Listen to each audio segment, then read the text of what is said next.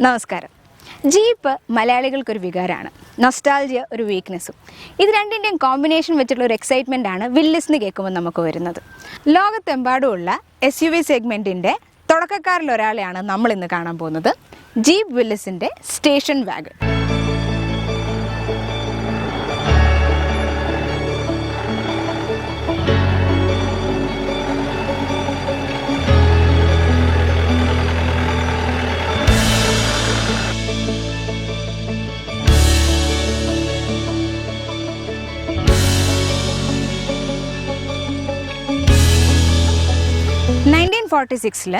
Willis ഓവർലാൻഡിൻ്റെ ചെയർമാനായിട്ടുള്ള James മൂണിയാണ് ജീപ്പ് സ്റ്റേഷൻ വാഗൺ എന്ന് പറയുന്ന ഒരു വെഹിക്കിൾ ലോഞ്ച് ചെയ്യാൻ തീരുമാനിക്കുന്നത്.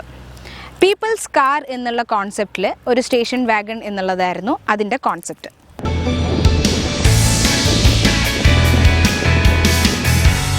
ഡെട്രോയിറ്റ് 3 ബിഗ് എന്ന് പറയുന്ന 3 മെയിൻ കമ്പനീസ്, അതായത് Ford, Fiat Chrysler, general Motors, ഈ 3 കമ്പനീസിനോട് കോമ്പീറ്റ് ചെയ്യാൻ വേണ്ടിയിട്ടാണ് ജീപ്പ് ഈ സ്റ്റേഷൻ വാഗൺ ഇറക്കുന്നത്. കാരണം അതുവരെയുള്ളതെന്നെല്ലാം എന്ന് പറഞ്ഞാൽ ഒരു വുഡ് ബേസ്ഡ് ആയിരുന്നു. ബേസിക്കലി ബോഡിയും സാധനങ്ങളൊക്കെ വുഡ് ബേസ്ഡ് ആയിട്ടുള്ള രീതിയിലായിരുന്നു സ്റ്റേഷൻ വാഗൺസ് ഇറങ്ങിക്കൊണ്ടിരുന്നത്. കംപ്ലീറ്റ്ലി സ്റ്റീലിൽ ബോഡി പ്രൊഡ്യൂസ് ചെയ്തിട്ട് മാസ് പ്രൊഡ്യൂസ് ചെയ്യാൻ പറ്റുന്ന രീതിയിലാണ് ഈ വണ്ടി കംപ്ലീറ്റ്ലി ഡിസൈൻ ചെയ്തതും പ്രൊഡ്യൂസ് ചെയ്തതും. അതുകൊണ്ട് തന്നെ വില്ലിസ് ഓവർലാൻഡിൻ്റെ 1946 മുതൽ 1964 വരെ ഈ പ്രൊഡ്യൂസ് ചെയ്ത സെഗ്മെൻറ്റിലെ ഏറ്റവും കൂടുതൽ സക്സസ്ഫുൾ ആയിട്ടുള്ള യൂട്ടിലിറ്റി വെഹിക്കിൾ ഈ ജീപ്പിൻ്റെ സ്റ്റേഷൻ വാഗൺ തന്നെയായിരുന്നു.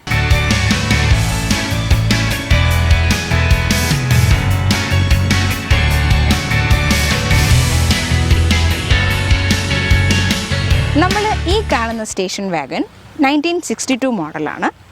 അപ്പം ഇതിൻ്റെ നല്ല ഭംഗിയായിട്ടുള്ള ഒരു വി ഷേപ്പിൽ വന്നിരിക്കുന്ന ഗ്രില്ല് നമുക്ക് കാണാൻ പറ്റും. ഇതിൻ്റെ മുകളിലായിട്ട് വില്ലിസിൻ്റെ ലോഗോയും വളരെ പ്രോമിനൻ്റ് ആണ്. പിന്നെ ഇതിൻ്റെ സൈഡിലായിട്ടുള്ള വട്ടത്തിലുള്ള 2 ഹെഡ്ലൈറ്റ്സും അതിൻ്റെ താഴെയായിട്ടുള്ള ചെറിയ ലൈറ്റ്സും, ഇതാണ് ഇൻഡിക്കേറ്റർ ലൈറ്റായിട്ടും പാർക്ക് ലൈറ്റായിട്ടും വരുന്നത്. അപ്പം ഈ ഒരു വി ഷേപ്പിലുള്ള ഗ്രില്ല് എന്ന് പറയുന്നത് 1950 വന്ന ചേഞ്ചാണ്. അപ്പം അതുവരെ എന്ന് പറഞ്ഞു കഴിഞ്ഞാൽ അതൊരു ഫ്ലാറ്റ് ഷേപ്പിലുള്ള ഒരു ഗ്രില്ലായിരുന്നു അതിന് മുമ്പുള്ള സ്റ്റേഷൻ വാഗൻസിന് ഉണ്ടായിരുന്നത്. ഈ പാർക്ക് ലൈറ്റിൻ്റെ താഴെയായിട്ട് നമുക്ക് എയർ ഹോളിനുള്ള ഓപ്ഷൻ കൊടുത്തിട്ടുണ്ട്, അത് കാണാൻ പറ്റും. പിന്നെ ഇതിനിവിടെ ഫ്രണ്ടിലായിട്ട് 2 ടോ ഹുക്കും വന്നിട്ടുണ്ട്. അപ്പം ഫ്രണ്ടിലും ഇതിൻ്റെ ബോണറ്റിൻ്റെ മുകളിലുമായിട്ടുള്ള എയർ ഹോൾസിൻ്റെ കാര്യം എന്ന് പറയുന്നത്, പണ്ടത്തെ കാലത്ത് AC ഇല്ല ഈ വണ്ടിക്ക്. അപ്പം ക്യാബിനിലിരിക്കുന്ന ഡ്രൈവർക്ക് എയർ സർക്കുലേഷന് വേണ്ടിയിട്ടും ക്യാബിൻ തണുപ്പിക്കുന്നതിന് വേണ്ടിയിട്ടും എയർ വെന്റിലേഷന് വേണ്ടിയിട്ടാണ് ഈ എയർ ഹോൾസ് ഉള്ളത് ഈ വണ്ടിക്ക്.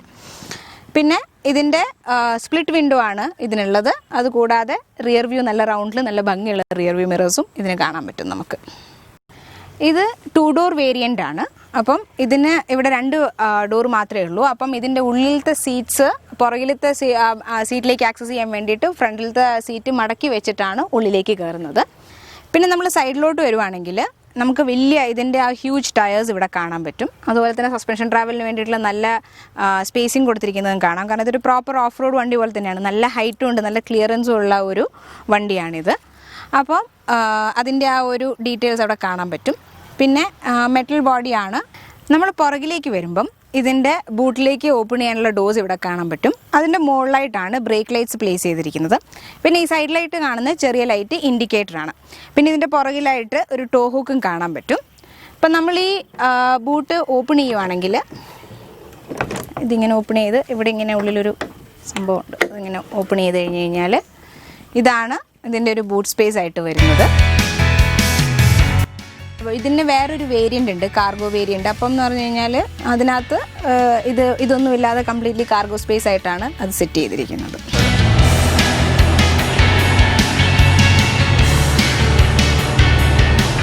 ഈ വണ്ടി ഇത്ര ഭംഗിയായിട്ടും ഇത്ര സ്പിക്ക് ആൻഡ് സ്പാൻ ആയിട്ട് ഇരിക്കുന്നത് കാര്യം എന്ന് പറഞ്ഞു കഴിഞ്ഞാൽ ഒരു 2-3 കൊല്ലം മുമ്പ് ഇത് ഫുള്ളി റിസ്റ്റോർ ചെയ്തത് കൊണ്ടാണ്. അത് ചെയ്തിരിക്കുന്ന ഇതിൻ്റെ ഓണറായിട്ടുള്ള സുബിനാണ്. അപ്പം നമുക്ക് പുള്ളിയോട് ഇതിൻ്റെ കൂടുതൽ ഡീറ്റെയിൽസ് ചോദിക്കാം. അപ്പോൾ ഈ വണ്ടിയുടെ ഫുൾ രജിസ്ട്രേഷൻ ചെയ്തതും ഓണറും ആയിട്ടുള്ള പുള്ളിക്കാരനാണിത്. പേര് സുബിൻ ജോർജ്. അപ്പോൾ നമുക്ക് കൂടുതൽ ഡീറ്റെയിൽസ് ചേട്ടനോട് തന്നെ ചോദിക്കാം. അപ്പോൾ ചേട്ടാ, എങ്ങനെയാണ് ഈ വണ്ടി നിങ്ങളുടെ വീട്ടിലേക്ക് എത്തുന്നത്? എനിക്കിത് 1 വയസ്സുള്ളപ്പോഴാണ് പപ്പ ഇത് മേടിക്കുന്നത്. ഓക്കെ. പിന്നെ ഇത് നമ്മൾ കോമൺ യൂസായിട്ട് ഉപയോഗിച്ചിട്ടുണ്ടത് വണ്ടിയാണ്. പിന്നെ ഇതൊരു എനിക്കൊരു 15 വയസ്സൊക്കെ ഉള്ള സമയത്ത് ഇത് വർക്ക്ഷോപ്പിൽ ഇങ്ങനെ കിടന്നു പോയി.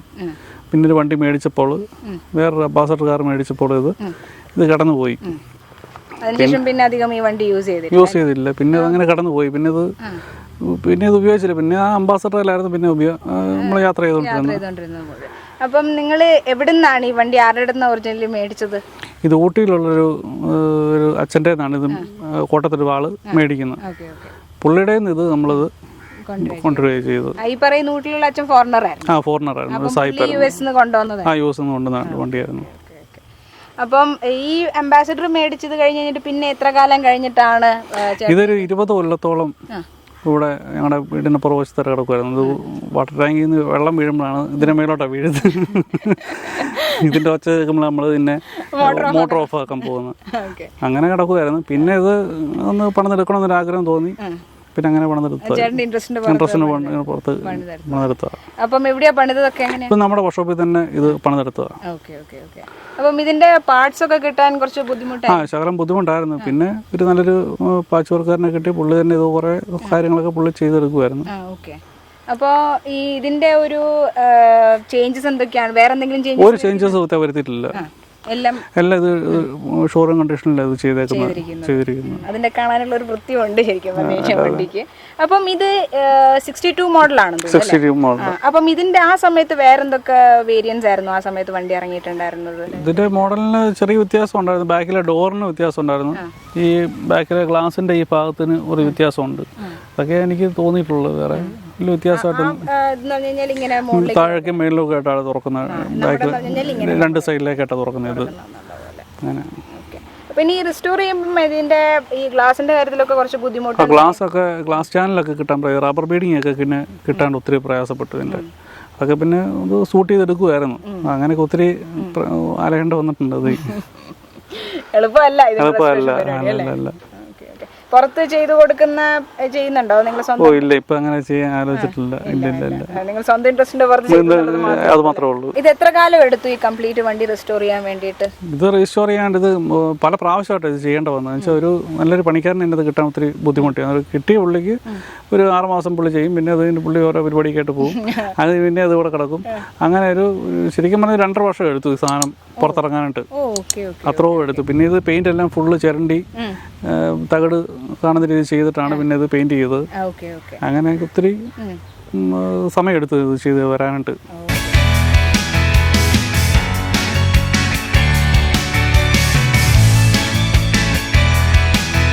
ഇത് 2 ഡോർ ആയതുകൊണ്ട് ഈ സീറ്റ് ഇങ്ങനെ ഫ്ലിപ്പ് ചെയ്തിട്ടാണ് നമുക്ക് അകത്തോട്ടുള്ള എൻട്രി. ഇതിങ്ങനെ ഇതാക്കിയിട്ട് നമുക്ക് ഉള്ളിലേക്ക് കയറാം. പക്ഷേ ഇതിന്റെ ഒരു കാര്യം എന്ന് പറഞ്ഞു കഴിഞ്ഞാൽ ഇത് ഒറിജിനലി ബെൻ സീറ്റ്സ് ആയിരുന്നു. ഇങ്ങനെ പാരലലായിട്ട് 2 ബെൻ സീറ്റ്സ് ആയിരുന്നു പുറകിലുണ്ടായിരുന്നത്. പക്ഷേ ഇപ്പം അത് കൺവേർട്ട് ചെയ്തിട്ട് പാരലായിട്ടുള്ള സീറ്റിംഗ് ആക്കിയിട്ടുണ്ട്. ആസ് ഓഫ് നൗ ഒരു 5 ആൾക്ക് ഇരിക്കാൻ പറ്റുന്ന ഒരു സീറ്റിംഗ് കപ്പാസിറ്റിയിലാണ് ഈ വണ്ടി ചെയ്തിരിക്കുന്നത്. അത് ഓവർ ടൈം ഓരോ ഇൻട്രസ്റ്റ് അനുസരിച്ചിട്ട് ചെറിയ ചേഞ്ചസ് ഇതിനകത്ത് വരുത്തിയിരിക്കുന്നതാണ്. നമ്മൾ ഈ വണ്ടിക്കകത്തോട്ട് കയറി ഇരിക്കുമ്പം തന്നെ നല്ല പൊക്കത്തിലിരിക്കുന്ന പോലെയാണ്. നല്ല ഹൈറ്റ് ഉണ്ട്. അപ്പോൾ അതുകൊണ്ട് തന്നെ ഈ റോഡ് നമുക്ക് മുമ്പിലോട്ട് വളരെ ഭംഗിയായിട്ട് കാണാൻ പറ്റും. നല്ല സുഖമായിട്ട് ഓടിക്കാൻ പറ്റുന്ന പോലെയാണ് ഇതിൻ്റെ കംപ്ലീറ്റ് സെറ്റപ്പ്.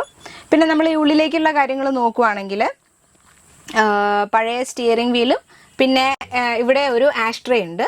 അതിൻ്റെ മുകളിലായിട്ട് ഇൻസ്ട്രുമെന്റ് ക്ലസ്റ്ററിന്റെ ഒരു പ്രത്യേകത എന്ന് പറയുന്നത് ഇതിനകത്ത് എല്ലാ കാര്യങ്ങളും ഒരുമിച്ച് ഇൻബിൽറ്റ് ചെയ്തിരിക്കുന്നു എന്നുള്ളതാണ്. ഈ കാണിച്ചിരിക്കുന്ന കിലോമീറ്റേഴ്സിലല്ല മൈൽസിലാണ് ഇതിന്റെ ഡിസ്റ്റൻസും സാധനങ്ങളൊക്കെ വന്നിരിക്കുന്നത്. പിന്നെ സ്പീഡോമീറ്ററും ഓഡോമീറ്ററും ഫ്യൂവൽ സ്റ്റേറ്റസും പിന്നെ ടെമ്പറേച്ചറും ഓയിലിന്റെ സ്റ്റേറ്റസും ആംപും എല്ലാം ഈ ഒരു ഇൻസ്ട്രുമെന്റ് ക്ലസ്റ്ററിൽ തന്നെയാണ് ഇൻബിൽറ്റ് ചെയ്ത് വന്നിരിക്കുന്നത്. ഫ്യൂവലും ഓയിലും ടെമ്പറേച്ചറും ഒക്കെ എക്സ്ട്രാ ഒരു പാനലും കൂടെ വന്നിട്ടുണ്ട്. അത് റിസ്റ്റോർ ചെയ്തപ്പം കുറച്ചുകൂടി ക്ലാരിറ്റിക്ക് വേണ്ടിയിട്ട് ഒന്നുകൂടി ഒരു സാധനം ചെയ്തതാണ്. AC ഇല്ലാത്തത് കൊണ്ട് തന്നെ ഈ വിൻഡോസ് നമുക്ക് കംപ്ലീറ്റ്ലി ഓപ്പൺ ചെയ്യാവുന്ന പോലെ. അപ്പം നമുക്ക് സൺ ബ്ലോക്ക് ചെയ്യാൻ വേണ്ടിയിട്ടുള്ള സൺവൈസർ ഡ്രൈവിങ്ങിന്റെ സമയത്ത് ഉപകാരപ്പെടുന്ന രീതിയിൽ ഇവിടെ വന്നിട്ടുണ്ട്. പിന്നെ ഇത് പണ്ടത്തെ ലോങ് ഡ്രൈവ്സിനും വളരെയധികം യൂസ്ഫുൾ ആയിട്ടുള്ള ഒരു വണ്ടിയാണ്. സ്റ്റേഡിയാണ്. അതുകൊണ്ട് തന്നെ നമ്മൾ കണ്ട ഈ ചേട്ടന്റെ അപ്പച്ചൻ പറഞ്ഞിരിക്കുന്നതെന്ന് പറഞ്ഞു കഴിഞ്ഞാൽ തിരുനെൽവേലി വരെ പോകാൻ വേണ്ടിയിട്ട് വളരെ കംഫർട്ടബിൾ ആയിട്ടും ഭയങ്കര റിലയബിൾ ആയിട്ടും പോകാൻ പറ്റുന്ന ഒരു വണ്ടിയായിരുന്നു ഇതല്ല. പണ്ടത്തെ കാലത്തെ സ്ഥിരം ഇഷ്ടംപോലെ ലോങ് ഡ്രൈവ്സ് ചെയ്തിട്ടുള്ള ഒരു വണ്ടിയാണിത്. വണ്ടിയുടെ ഫുൾ ഡീറ്റെയിൽസ് പറഞ്ഞു കഴിഞ്ഞ സ്ഥിതിക്ക് ഇനി നമുക്ക് ഈ വണ്ടിയുടെ ഡ്രൈവിംഗ് എക്സ്പീരിയൻസും കൂടി ഒന്ന് നോക്കാം. ഞാൻ ഈ വണ്ടിയുടെ ഡ്രൈവിന് കൊണ്ടുപോവാണ്.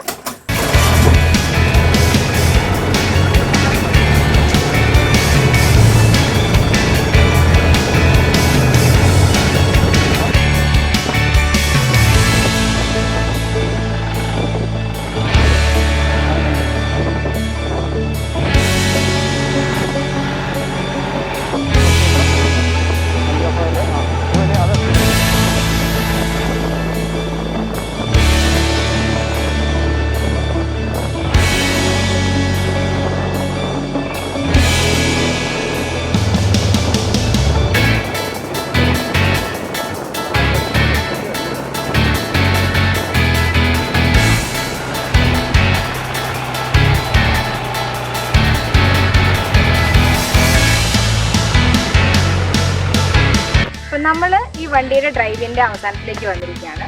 അപ്പം എനിക്ക് ഈ വണ്ടി ഡ്രൈവ് ചെയ്യാൻ എന്നെ അനുവദിച്ചതിനും നമുക്ക് ഈ വണ്ടിയുടെ ഫുൾ ഡീറ്റെയിൽസ് പറഞ്ഞതിനും ഞാൻ സുബിൻ ചേട്ടനോട് താങ്ക് യു പറയുന്നു. അപ്പോൾ നിങ്ങൾക്ക് ഈ വീഡിയോ ഇഷ്ടപ്പെട്ടു എന്ന് ഞാൻ പ്രതീക്ഷിക്കുന്നു. ഈ വീഡിയോ ഇഷ്ടപ്പെട്ടിട്ടുണ്ടെങ്കിൽ ലൈക്ക് ചെയ്യുക, കമൻറ്റ് ചെയ്യുക, എൻ്റെ ചാനൽ സബ്സ്ക്രൈബ് ചെയ്യുക. Thank you so much.